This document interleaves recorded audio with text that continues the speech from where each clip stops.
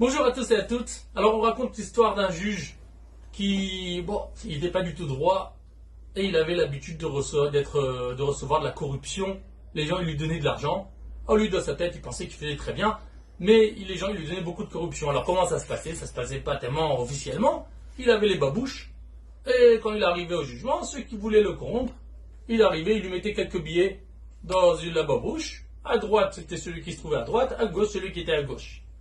Maintenant, si les deux, et bizarrement, à chaque fois qu'il y avait quelqu'un qui donnait de la corruption, ça marchait toujours. Hein. Lui, il s'est toujours dit, ça tombe bien, c'est toujours celui qui a donné de l'argent qui a gagné, que vraiment il devait vaincre le jugement. Bien, on s'imagine bien comment la corruption, elle aveugle, comme dit la Torah, ça aveugle les yeux des justes à plus forte raison de ceux qui ne sont pas des justes. Et voilà que cet homme-là, ce juge-là, qui faisait comme ça tellement de mal autour de lui, il vient comme ça, il dit, si celui qui a donné de la corruption, c'est lui qui gagne. Et si les deux, ils donnent de la corruption, s'ils donnent, ils donnaient, alors il vérifie là où il y a le plus de difficulté de mettre le pied, quoi. Si le pied droit, c'est là où il y a le plus de billets, c'est le pied droit qui gagne, enfin, c'est celui qui était du côté droit qui gagne. Pied gauche, c'est du côté gauche. Un jour, il y a quelqu'un qui lui a mis là-bas il lui a rempli la bobouche. Ah, il n'arrive pas à remettre le pied. Bon, il s'est dit, là, j'ai fait aujourd'hui, j'ai fait ma journée comme ça, le juge, il s'est dit, il a fait gagner tout de suite celui qui est du côté droit, celui qui avait mis comme ça, qui avait rempli de billets. Et il est vite parti à la maison pour compter les billets, parce que quand même, il avait mal aux pieds, hein, le pauvre. Tout le chemin, il a marché, et en boitant, il arrive chez lui à la maison, il enlève la bouche, et qu'est-ce qu'il voit?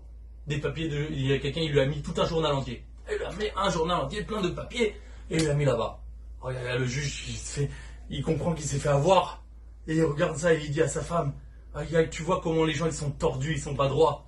Oh là là, comment c'est Nora, comment les gens, ils sont pas tordus.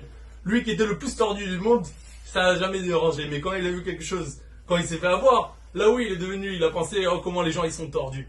Des fois, hein, on voit tous les problèmes qui existent chez les autres, mais on n'essaye pas de regarder ce qui existe chez nous.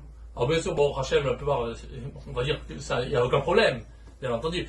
Mais à part le fait qu'il n'y a aucun problème, peut-être qu'il faut s'habituer, un, à regarder les autres positivement, et deux, à essayer de voir si chez nous on a quelque chose à améliorer pour essayer de plus s'améliorer et ne pas vivre aveuglement, mais au contraire en ayant un examen de conscience et de prendre conscience à chaque fois comment on peut faire pour être encore un peu mieux, même si on n'arrive pas toujours à des grands tas d'équipes. Mais la question est-ce que maintenant, est-ce que tu es 1 centimètre de plus que le mois dernier, 1 millimètre même, de plus que le mois dernier?